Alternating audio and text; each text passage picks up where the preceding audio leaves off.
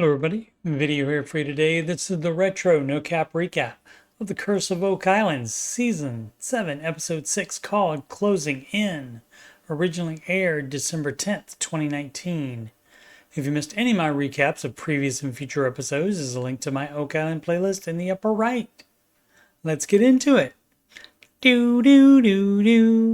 Previously, on The Curse of Oak Island, people have been looking for an incredible treasure for 229 years. The episode opens with the continuing excavation of the 1863 sluiceway, recently uncovered by the team with the help of information from veteran treasure hunter Dan Henske, who worked with Dan Blankenship on the island for many years. It was built by the Oak Island Association, one of many corporations formed by groups trying to find the treasure. The sluiceway was built to direct water away from Shaft 9, built the same year, with the plan of tunneling to the original money pit without having the tunnel or shaft flood. Unfortunately, the association ran out of money before completing the tunnel. The Laguna team intends to trace the sluiceway back to Shaft 9 that will provide a landmark, which will help them locate the original money pit, lost over the years and the many digs, but known in 1863. Shaft 9 was dug 100 feet southeast. Surveyor Steve Guptill gets GPS coordinates from the exposed sections of the sluiceway, which he can then project in a straight line towards the money pit so they don't have to dig up the entire thing to find Shaft 9. For reference, the sluiceway is in the middle of this image, directly south of the garden shaft / women's memorial on the side of Oak Island Drive.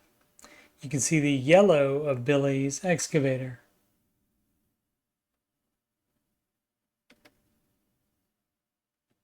On the east side of the garden shaft, Eagle Canada is ready to go with their seismic testing that uses small explosions to get an underground map. They plan to detonate 1,000 charges this first night in the overall mission to map most of the eastern drumlin of the island. The money pit area and the swamp were already done in a previous season. With the seismic testing, the team is looking for more evidence of flood tunnels, anything they can use as a landmark to locate the original money pit, and anything else of interest. Eagle Canada will be using 18,000 charges on the current endeavor.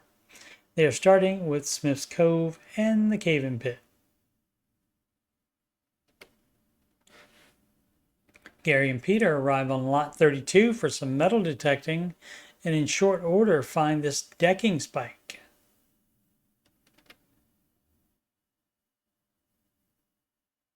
Gary dates it to the 1700s. A similar one was found 3 years prior in the swamp that was identified as being from a Spanish galleon. About 10 feet west of the uncovered sluiceway, closer to the money pit area, Billy uncovers more of it in the form of matching wood and water. Steve again gets the GPS data so he can continue to plot it westward. Back on Lot 32, Gary finds this and forge iron spike that is similar to several found near the slipway in Smith's Cove. Gary points out that the length is the same. In the war room, members of the team meet with researcher and author Darcy O'Connor, who first met Marty 12 years prior after a presentation called Debunking the Debunkers. He has been researching and writing about Oak Island since 1970, when he wrote a story on it for the Wall Street Journal.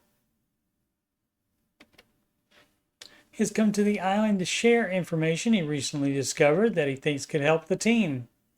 After Christopher Columbus supposedly discovered America, the Spanish began a campaign of colonization, enslavement of native peoples such as the Aztec and Inca, as well as the looting of billions of dollars worth of treasure. The treasure was sent home to Spain on Spanish galleons. Darcy reports that around 1525, the Spanish found and began using the Gulf Stream up the east coast of the Americas for a faster trip home. He goes on to say that at least 200 galleons never returned to Spain.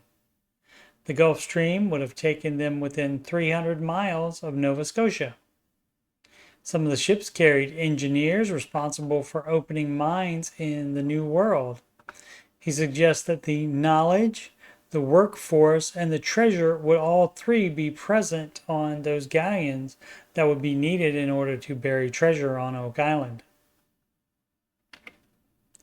Charles Barkhouse says that in support of that theory, a lot of Spanish artifacts have been found on the island, including the aforementioned decking spike and the first huge find of the season one finale, the Spanish Mer de Vie coin dated 1652. Darcy adds that coconut fiber was used on the galleons to keep cargo from shifting, and that could be how it was used as a filter for the flood tunnels in Smith's Cove.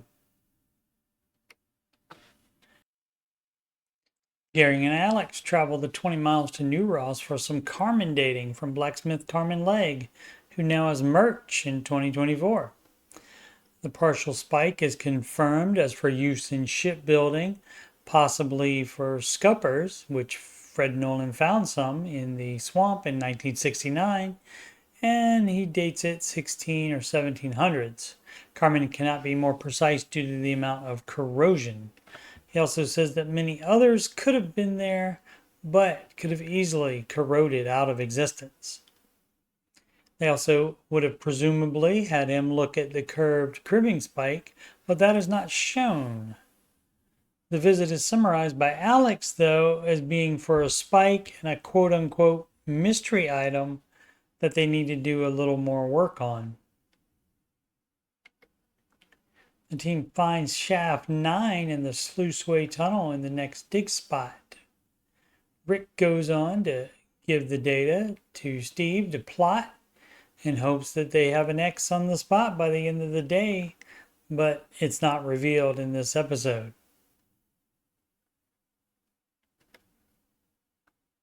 This drone shot shows shaft 9 from overhead in relation to the garden shaft. The tunnel opening is right below Billy's excavator. The end of the episode is the news that Eagle Canada has finished its seismic operation, and now the several-week waiting period for the data to be processed begins. I'll be continuing retro no-cap recaps of seasons 7 and 8 during the fall. All of the other episodes are already done and are in my Oak Island playlist. If they didn't continue the recent pattern, season 12 of The Curse of Oak Island will begin airing in early November 2024. I'm also doing retro no-cap recaps of seasons 2 through 4 of The Secret of Skinwalker Ranch.